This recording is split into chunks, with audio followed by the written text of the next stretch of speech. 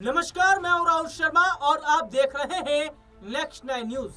आज बात राजस्थान की। दरअसल साल 2028 में राजस्थान में होने वाले विधानसभा चुनाव से पहले भारतीय जनता पार्टी के अंदर एक बार फिर से सियासी उठापटक देखने को मिल रही है।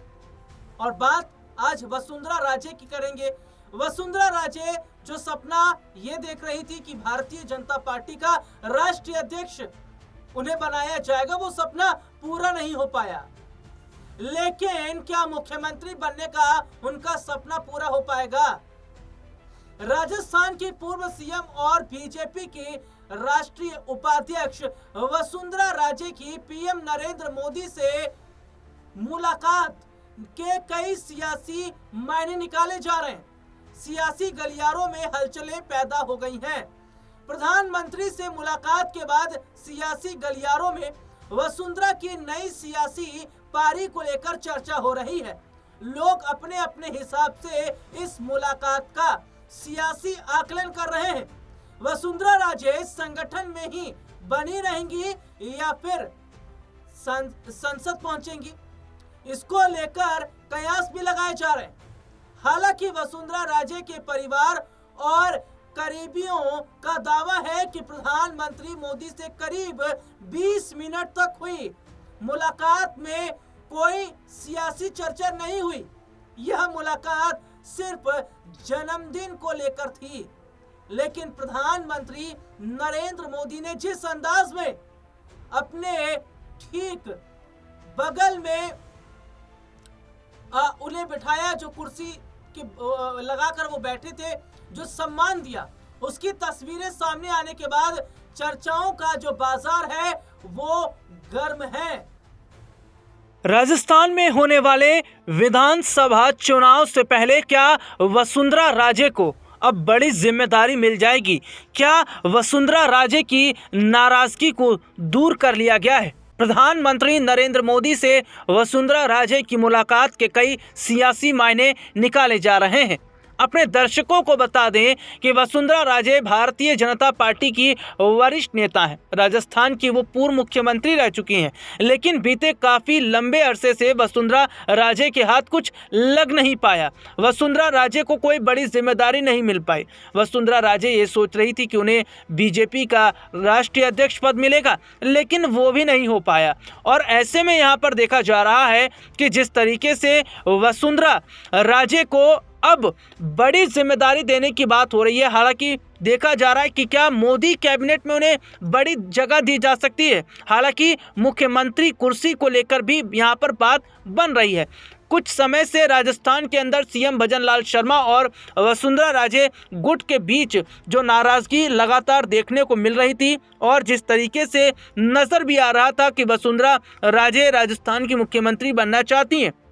हालांकि वसुंधरा राजे की अगर बात की जाए तो वसुंधरा राजस्थान की कमान को संभालना चाहती हैं। ये इच्छा उन्होंने पहले भी जाहिर की थी, और अंततः चुनाव से पहले वसुंधरा राजे ने अपने नाम के जो नारे लगवाए थे, वो नारे ये साफ बता रहे थे कि वसुंधरा राजे की नज़र मुख्यमंत्री की कुर्सी पर है। अब आगामी समय में क्या वसुंधरा राजे के हाथ में मुख्यमंत्री कुर्सी लग पाएगी? हालांकि वसुंधरा राजे के यहाँ पार्टी छोड़ने तक को लेकर भी खबरें सामने आ रही थी। जिस तरीके से अंत में बीजेपी के प्रत्याशी मोरपाल सुमन को हराया गया, और उनकी हार में बीजेपी की ही एक बड़ी साजिश नजर आई। मोरपाल सुमन ने जो चिट्ठी लिखी, उस चिट्ठी के जरिए उन्होंने सीधे तौर पर बीजेपी के लोगों पर गंभीर आरोप लगाए। उन्होंने सीधे तौर पर यह कहा कि उनको हराने के पीछे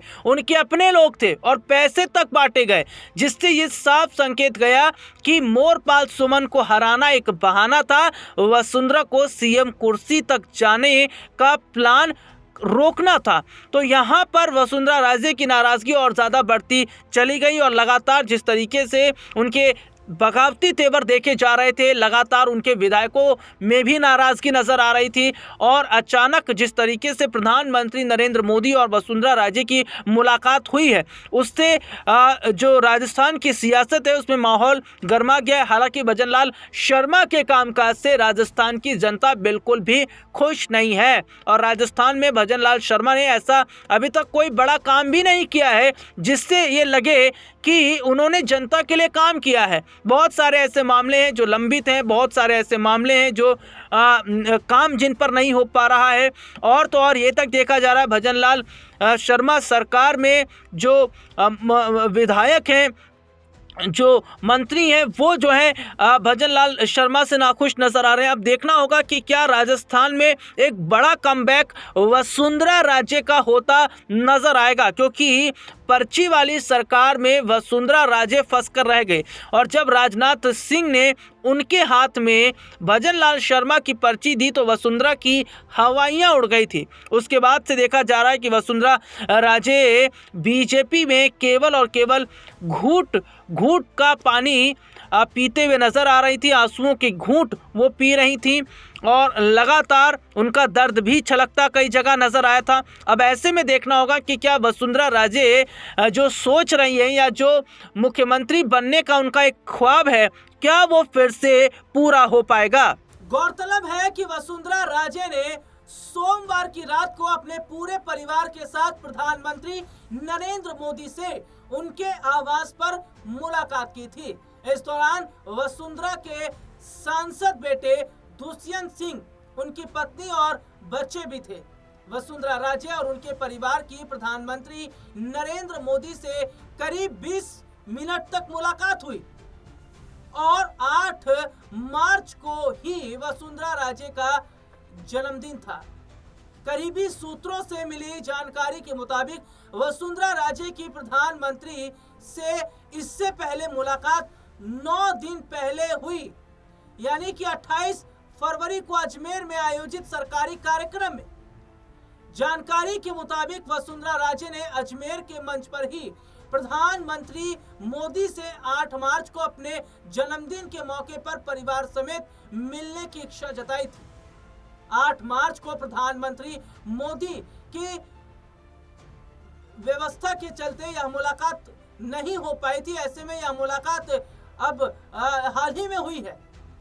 दरअसल प्रधानमंत्री नरेंद्र मोदी काफी बिजी रहते हैं, उनका शेड्यूल काफी ज्यादा बिजी वाला होता है, तो ऐसे में जो समय दिया गया था वो समय नहीं मिल पाया था, तो ऐसे में उन्होंने अब जाकर मुलाकात की है। पीएम मोदी से हुई आत्मीय मुलाकात के बाद में वसुंधरा राजे को लेकर अटकलें लगाई जा रही हैं।